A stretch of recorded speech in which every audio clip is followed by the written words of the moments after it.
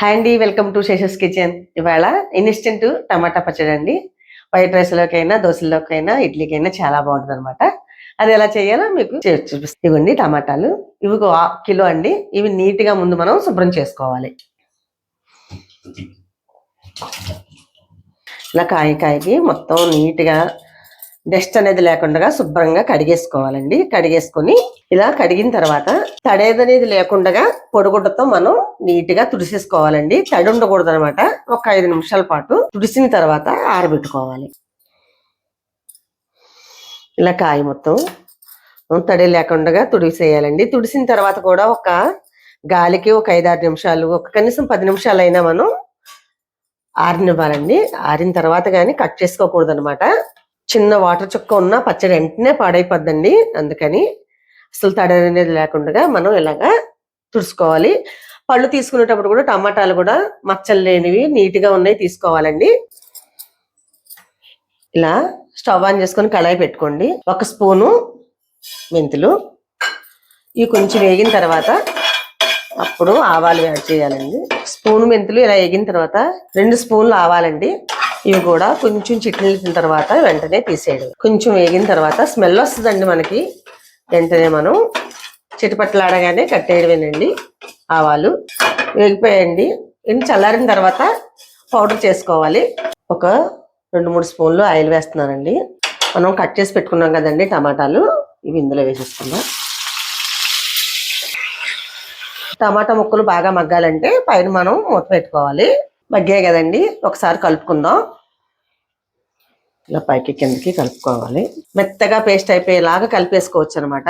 ఇదిగోండి, చిన్న నిమ్మకాయ అంత చింతపండు ఇందులోనే వేసేయాలి.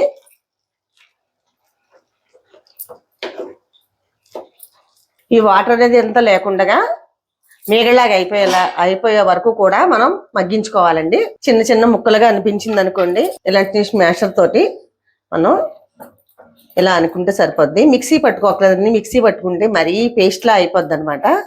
ఇలా ఉందనుకోండి, పంటి కింద ఇలా చిన్న చిన్న ముక్కలు మనకి పడుతుంటే చాలా టేస్టీగా బాగుంటాయి. ఇవి 2 స్పూన్లు ఆవాలు, 1 స్పూన్ మెంతులే కదండి. మిక్సీలో గిన్నెలో వేసినా నలగదని నేను ఇలా చిన్న రోడ్లోనే కొట్టేశాను. ఇదిగోండి, అయిపోయిందండి. ఇప్పుడు మనం 3 స్పూన్లు ఉప్పు అండి. మనం ఇందాక వేపు పెట్టుకున్న ఆవు పిండి, మెంతి పిండి 50 గ్రాములకు ఉంటుందండి. కారం కిలోకి 50 గ్రాములు అనమాట. కలిసిపోయేలాగా కలుపుకోవాలి. ఇలా అంతా కలిపేసుకున్న తర్వాత నెక్స్ట్ ప్రాసెస్ చేద్దామండి. మనం ఇంకా దీనికి తాలింపు వేసేసుకోవడమే. తాలింపు పెట్టుకోవాలంటే తాలింపుకి కావాల్సినవండి: వెల్లుల్లిపాయ 1 పాయ అండి, 4 ఎండుమిర్చి, 1 స్పూను ఆవాలు, 1 స్పూను 1 స్పూను పచ్చెనపప్పు, 1 స్పూను మినపప్పు, 4 కరివేపాకు రబ్బలు. దీనికి కావాల్సినంత ఆయిల్ అండి. ముందు 1 గిన్నె తీసుకున్నాం కదండి ఆయిల్, ఇప్పుడు 1 గిన్నె తీసుకుంటున్నాను. అంటే దగ్గర 200 గ్రాములు ఆయిల్ వేసానండి కేజీ పచ్చడికిను. కేజీ టమాటా పచ్చడి కదండి, మనం కావాలితే మళ్ళీ వేసుకోవచ్చండి. ప్రస్తుతం నేను 200 గ్రాములు.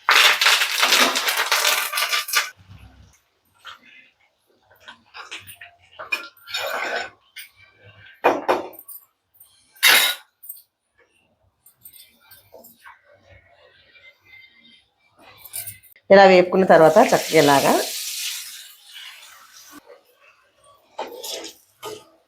ఇంతేనండి. చాలా సింపుల్ అనమాట. మనం అన్ని రకాల పచ్చళ్ళు కూడా చేసుకోవచ్చు.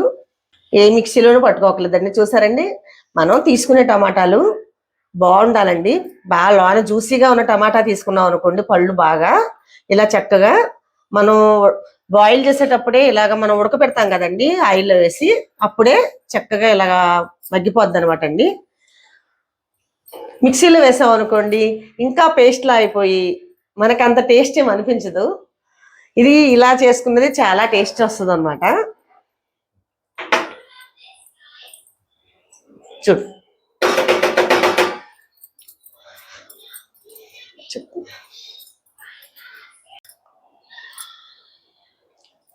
అన్నీ పర్ఫెక్ట్గా సరిపోయాయండి. చాలా చాలా బాగుంది. నాలుగు టచ్ చేయగానే బా నోట్లంతా నీళ్ళు వచ్చేసాయండి. చాలా బాగుందండి. ఇంతకుముందు నేను అడవిసిరికాయ పచ్చడి చేశానండి, కాలీఫ్లవర్ పచ్చడి పెట్టాను.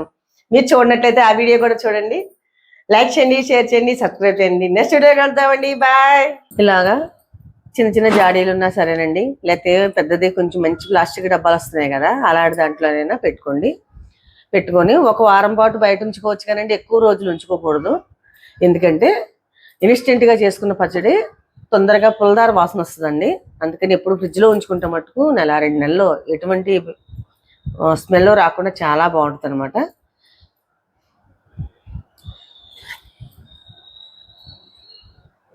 ఇలా జాడీలు అనుకోండి అసలు చిక్కు చెదరదండి, పచ్చడి చాలా బాగుంటుంది. మనం రోజువారీ వేసుకోవడానికి ఇలా జాడీల్లో తీసేసుకుని ఎక్కువ ఉన్న పచ్చడిని కంటైనర్లోకి తీసుకుంటే బాగుంటుందండి.